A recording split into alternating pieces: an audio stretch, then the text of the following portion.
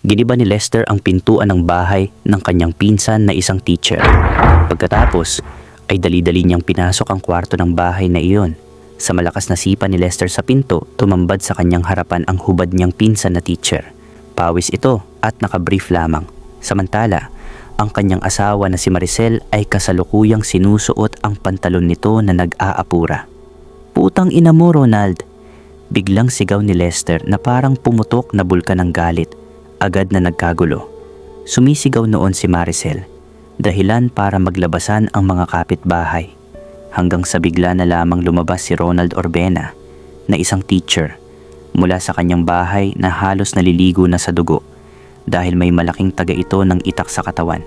Sumisigaw ito at humihingi ng saklolo sa mga kapitbahay.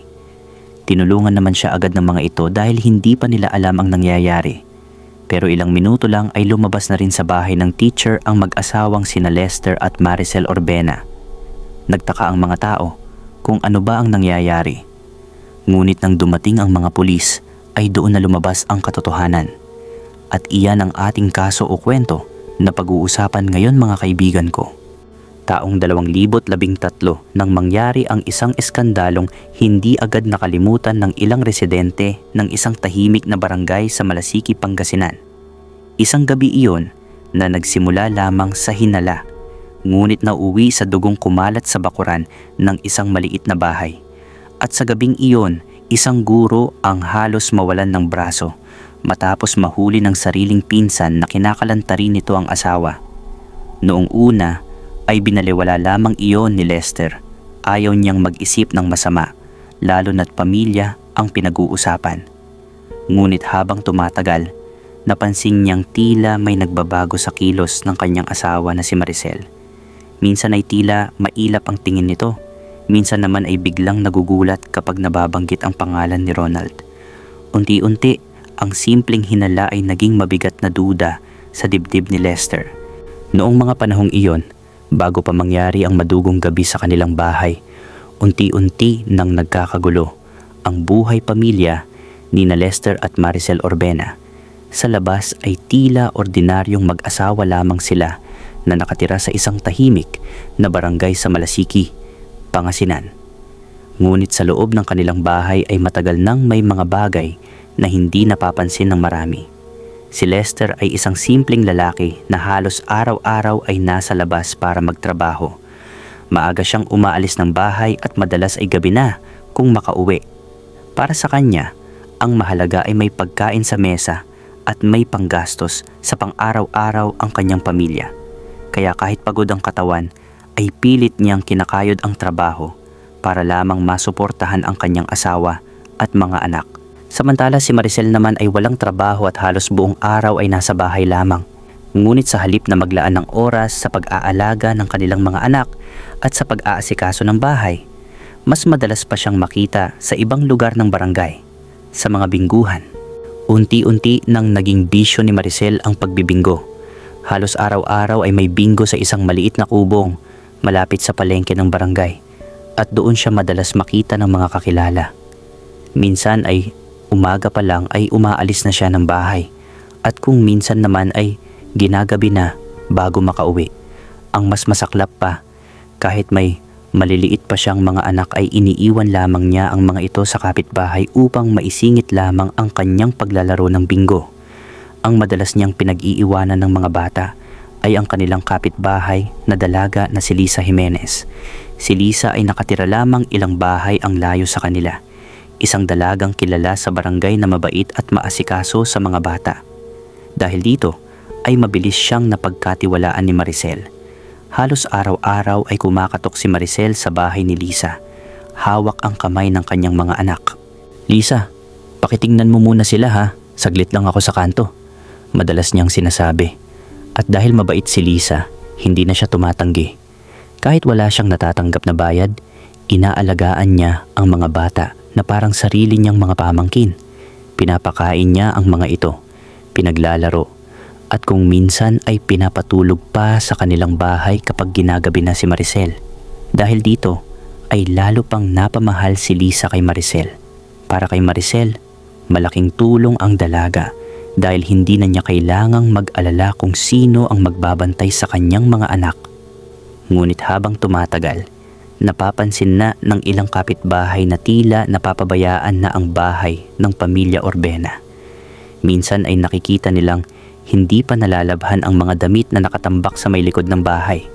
Kung minsan naman ay walang usok na lumalabas sa kusina dahil wala pang nalulutong pagkain. May mga pagkakataon pa na si Lester na mismo ang nagluluto pagdating niya galing trabaho dahil wala nang naihanda si Maricel. Madalas ding mag-away ang mag-asawang sina Lester at Maricel dahil sa ugali ni Maricel na halos araw-araw ay nasa bingguhan. Para kay Lester ay napaka-irresponsable nito bilang ina sa kanilang mga anak dahil madalas ay iniiwan lamang niya ang mga bata sa kapitbahay upang makapunta lang sa sugal. Isang gabi nang makauwi si Lester mula sa trabaho ay nadatnan niyang wala na naman sa bahay si Maricel. Ang dalawang bata ay nasa bahay na naman ng kapitbahay nilang si Lisa. Nang makabalik si Maricel bandang gabi ay agad siyang sinalubong ni Lester ng galit. "Saan ka na naman galing?" tanong ni Lester na halatang pigil ang galit. "Sa bingo lang," sagot ni Maricel habang inilalapag ang kanyang bag. "Bingo na naman, halos araw-araw ka na lang nandoon. Paano naman ang mga anak mo?" Napabuntong hininga si Maricel. Ano naman ngayon? Kapag nananalo naman ako, nakakatulong din naman ako sa gastusin dito sa bahay." "Gastusin?" sagot ni Lester na lalo pang nainis. "Mas mahalaga pa rin na nandito ka para sa mga bata." "Ina ka nila, Maricel. Hindi naman sila napapabayaan ah. Nandyan naman si Lisa, binabantayan sila." "Hindi si Lisa ang nanay nila." Malakas na sagot ni Lester. "Ikaw ang nanay nila." Napailing si Maricel at tila nagsawa sa sermon ng kanyang asawa. "Ang arte mo naman. Konting bingo lang naman yan." "Konti," sagot ni Lester. "Minsan ginagabi ka na sa pag-uwi. Pagdating mo dito hindi pa nakakapagluto, hindi pa nakakalaba ang mga damit." "Tigilan mo nga ako, Lester, pagod din ako." "Pagod ka sa ano? Sa kakabingo?" Natahimik sandali si Maricel ngunit halatang naiinis din ito. "Kung hindi ka kontento, ikaw na lang ang gumawa ng lahat." "Ginagawa ko na nga," sagot ni Lester na halos sumigaw na. "Ako na ang naghahanap buhay. Ako pa ang mag-aasikaso sa bahay." Dahil sa ganitong mga pagtatalo ay madalas na umiinit ang ulo ng dalawa. Para kay Maricel ay wala namang masama kung magbingo siya paminsan-minsan, lalo na kung minsan ay nananalo siya. Ngunit para kay Lester, hindi iyon sapat na dahilan upang pabayaan ang kanyang mga anak at ang kanilang bahay. Sa halip na abala sa gawaing bahay, mas abala si Maricel sa paghabol sa susunod na binggo. May mga gabi pa na halos 10:00 na kung makauwi siya sa bahay. Pagdating niya ay pagod na ang mga bata at kung minsan ay tulog na sa bahay ni Lisa. Doon na lamang niya kinukuha ang mga ito at saka uuwi sa kanilang bahay. Madalas ay pinapakain na rin ni Lisa ang mga anak ni Maricel sa kanilang bahay. Dahil naiintindihan naman ni Lisa na kapag umuuwi si Maricel ay wala pang nakahandang pagkain sa bahay nila. Nalalaman niya iyon dahil makailang ulit na rin niyang pinapakain si Lester sa kanilang bahay sa tuwing si Lester ang sumusundo sa mga bata galing pa sa trabaho. "Mantakin ninyo iyon mga kaibigan." "Lisa, nakakahiya naman sa'yo," minsang sabi ni Lester habang tinatanggap ang plato ng pagkain. "Okay lang po yun, Lester," sagot naman ni Lisa. Kawawa rin kasi ang mga bata kung maghihintay pa sila ng pagkain. Napapansin ni Lester ang kabaitan ng dalaga, ngunit napapabuntong hininga na lamang siya. "Pasensya ka na ha, ganito kasi ang asawa ko." Ngumiti lang si Lisa. "Wala po iyon, naiintindihan ko naman." Dagdag pa niya, kahit papaano naman ay nagpapasensya na lamang siya sa asawa noon. Ngunit hindi niya alam na sa paglipas ng halos 1 taon na ganito ang nangyayari, ay dahil sa walang hiya at walang tigil na bisyo ng bingo ng kanyang asawa, ay unti-unti na ring nasisira ang kanilang pamilya. At dito na papasok ang isa pang taong magiging dahilan ng mas malaking gulo. Ang sarili niyang pinsan, si Ronald Orbena, isang guro sa pampublikong paaralan sa Malasiki na paminsan-minsan ay dumadalaw sa kanilang bahay dahil sa pagiging magkamag-anak. Sa una ay normal lamang ang lahat. Ngunit dahil madalas wala si Lester sa bahay at madalas din namang nasa bingo si Maricel, unti-unting nagkaroon ng pagkakataon ang dalawa na magkausap at magkita ng mas madalas. Isang bagay na sa simula ay hindi pinapansin ng mga tao sa paligid, ngunit kalaunan ay magsisimulang magdulot ng mga bulong-bulungan sa buong barangay. Nagsimula ang lahat sa pera. Isang hapon matapos matalo si Maricel sa bingo, halos wala na siyang pamasahe pa uwi. Naiinis siya habang naglalakad sa gilid ng kalsada nang makita niyang paparating si Ronald Urbena na sakay ng kanyang motorsiklo. Maricel? Tawag ni Ronald habang humihinto sa tabi niya. Ba't naglalakad ka? Napabuntong hininga si Maricel at pilit na ngumiti. Natalo na naman sa bingo. Wala na akong pamasahe. Bahagyang natawa si Ronald. Magkano kailangan mo? Nag-alinlangan sandali si Maricel, pero alam niyang wala rin siyang ibang lalapitan. Kahit 200 lang. Hindi na nagdalawang isip si Ronald. Kinuha niya ang wallet sa bulsa at inabot ang pera. Oh, sige. Bayaran mo na lang kapag meron ka. Tinanggap iyon ni Maricel at ngumiti. Salamat ha, Ronald. Mula noon ay nagsimula na ang paulit-ulit na pangungutang ni Maricel sa pinsan ng kanyang asawa. Sa tuwing natatalo siya sa bingo o kinukulang sa pera, si Ronald ang lagi niyang naiisip lapitan. Isang araw naman ay napadaan si Ronald sa bahay ng pamilya Urbena. Wala si Lester dahil nasa trabaho pa ito. Nakaupo si Maricel sa may pintuan habang nagbibilang ng ilang barya. Ba't parang problemado ka na naman? Tanong ni Ronald habang nakasandal sa haligi ng bahay. Napailing si Maricel. Ronald, baka pwede na naman akong makahiram. Magkano na naman? 500 sana. Tahimik na tinitigan siya ni Ronald. Alam niyang hindi na iyon mababayaran ni Maricel dahil matagal nang lumalaki ang utang nito. Maricel, seryosong sabi ni Ronald, alam mo naman siguro na malaki na utang mo sa akin. Napayuko si Maricel. Babayaran ko rin naman pag nakabawi ako sa bingguhan, sabi ni Maricel. Bahagyang ngumiti si Ronald, ngunit iba na ang laman ng ngiting iyon. Kung wala kang pera, may ibang paraan naman para makabawi. Napatingin si Maricel sa kanya. Anong ibig mong sabihin? Hindi agad sumagot si Ronald. Lumapit siya ng kaunti kay Maricel at mahina itong nagsalita. Alam mo na siguro. Sandaling natahimik si Maricel. Ngunit sa halip na magalit o umalis, nanatili lamang siyang nakaupo. Makalipas ang ilang segundo, ay napabuntong hininga siya. Basta huwag lang malalaman ni Lester. Sa pagkausap na ganon ni Maricel sa kanyang bayaw, sa pagkadaan ng mga ilang minuto, ay nawala sila sa pintuan ng bahay nila Lester. At doon na pala naganap ang unang pagbabayad ni Maricel ng kanyang tilapia sa bayaw niya mismo na mismong apelyido ng asawa niya. Sa madaling sabi, nagbimbangan na nga ang dalawa. Pero mukhang ginusto naman yon ni Maricel. At mula nga noon, sa mga araw na wala si Lester sa bahay, paminsan-minsan ay dumadalaw si Ronald. Ngunit hindi para maningil kundi para araruhin sa kama ang asawa ni Lester o si Maricel nga. Ngayon ay si Ronald na ang buminggo sa kipay ni Maricel. May mga kapitbahay na nakakapansin na madalas makita si Ronald sa bahay ng pamilya Urbena kahit wala si Lester. May mga nakakakita rin na tila matagal itong nananatili roon.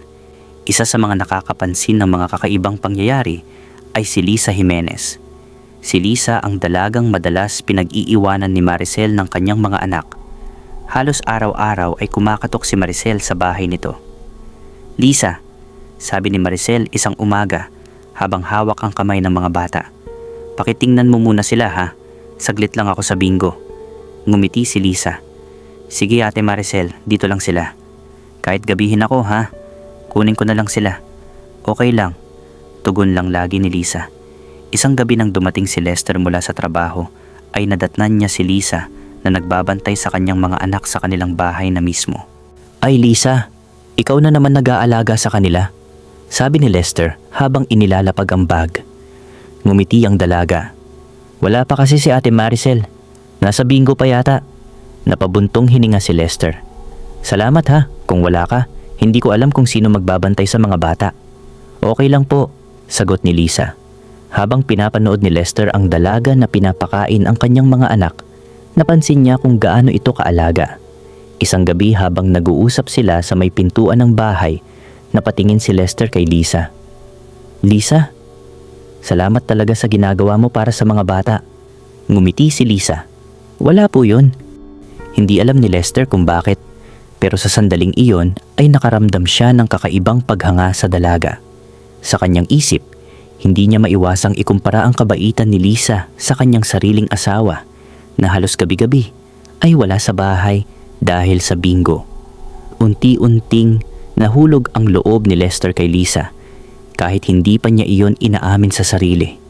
Ngunit hindi niya alam na sa kabilang banda, ang kanyang asawa na si Maricel ay mas lalong lumalalim ang lihim na relasyon sa kanyang pinsan na si Ronald naman.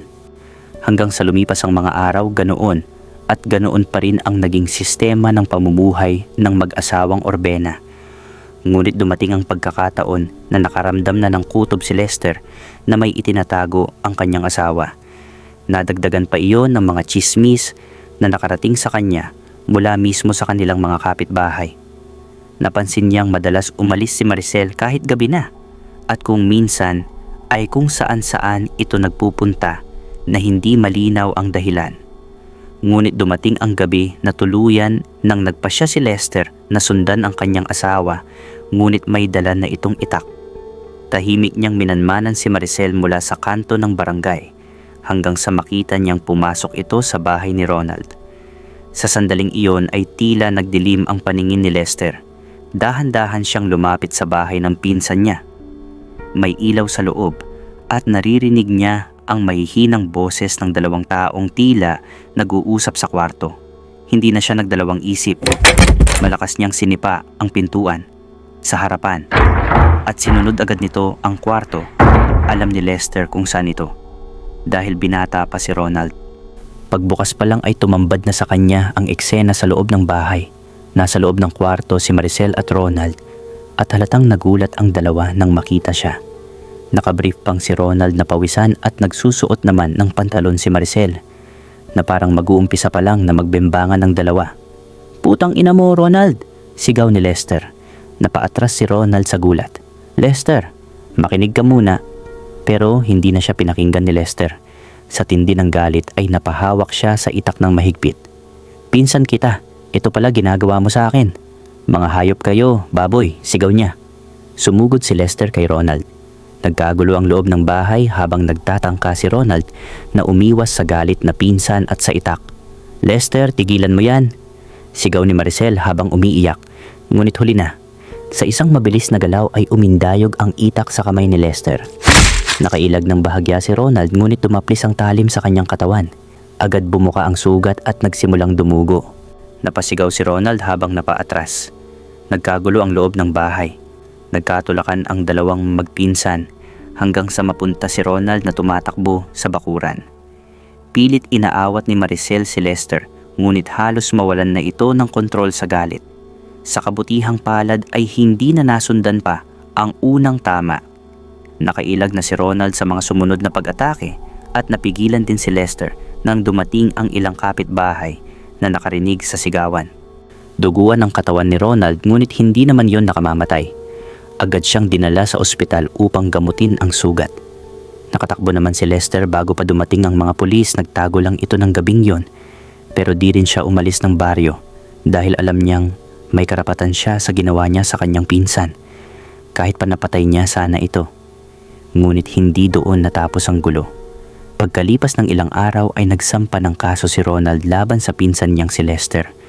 Ang kasong isinampa niya ay attempted murder dahil sa pagtaga sa kanya gamit ang itak. Bilang isang guro at may kakayahang kumuha ng abogado, determinado si Ronald na papanagutin si Lester sa nangyari. Ngunit nang umabot ang usapin sa korte, lumabas ang mga detalye ng tunay na dahilan ng away. Sa pagdinig ng kaso, inilahad ng kampo ni Lester na nahuli niya mismo ang kanyang asawa na may relasyon sa kanyang pinsan. Ayon sa kanyang abogado, ang galit ni Lester ay nagmula sa matinding emosyon matapos mahuli ang pagtataksil ng asawa. Sa ilalim ng batas sa Pilipinas, may tinatawag na mitigating circumstance kung saan ang isang tao ay maaaring kumilos dahil sa matinding galit o emosyon matapos mahuli ang asawa sa pakikiapid o pangangalo niya. Dahil dito, hindi ito agad itinuturing na planadong pag-atake kundi isang aksyon na dulot ng matinding bugso ng damdamin. Nang ilahad sa korte ang relasyon ni na Ronald at Maricel, pati ang utang at ang lihim na pagkikita ng dalawa, unti-unting humina ang kaso ng guro laban kay Lester. May mga nagsabi pa kay Lester na maaari siyang magsampa ng counter affidavit laban sa dalawa dahil sa pangangalo niya. Ngunit bago pa man umabot sa puntong iyon, ay nakialam na ang buong pamilya ng Orbena. Pinag-usapan nila ang nangyari at pinakiusapan ang magkabilang panig na itigil na ang gulo sa korte. Dahil sa kahihiyan na dala ng iskandalo sa buong barangay, napagkasunduan nilang magpatawaran na lamang upang tuluyan nang matapos ang kaso. Sa huli ay naurong ang reklamo at natapos ang laban sa korte. Pagkatapos ng lahat ng nangyari, ay muling bumalik si Lester sa kanilang bahay kasama si Maricel at ang kanilang 2 anak. Sa paningin ng mga kapitbahay ay tila nagbalik sa normal ang kanilang pamilya. Ngunit hindi pa pala doon nagtatapos ang kwento ng gulong ito. Dahil ilang linggo lamang ang lumipas matapos ang iskandalo, ay bigla na lamang napansin ng mga kapitbahay na wala na si Lester sa barangay. Hindi na rin ito nakikitang umuuwi sa kanilang bahay. Kasabay nito ay nawala rin ang dalagang kapitbahay nilang si Lisa Jimenez. Pati ang 2 anak ni na Lester at Maricel ay wala na rin sa bahay. Doon lamang nalaman ng mga tao sa barangay ang tunay na nangyari. Hindi pala basta umalis si Lester, kasama niya si Lisa. At kasama rin niya ang kanyang 2 anak. Tuluyan na palang nagtanan si Lester at ang dalagang matagal nang nag-alaga sa kanyang mga anak. Iniwan niya ang asawa niyang si Maricel na siya ring naging ugat ng maraming gulo sa kanilang buhay. Pinapatunayan lamang nito na ang pag-aasawa ay may kaakibat na obligasyon at responsibilidad. Marahil ay nagsawa na rin si Lester sa pagiging iresponsable ng kanyang asawa. Lalo na nang maisangkot pa nito ang sarili sa kahihiyan matapos ipasok ang sarili niyang puri sa isang maling sitwasyon dahil sa sugal. Ngunit sa huli, tila kakaiba rin ang ikot ng tadhana. Dahil kung tutuusin, parang si Lester din ang siyang buminggo kay Lisa. Sa dalagang noon ay tumutulong lamang sa pag-aalaga ng kanyang mga anak.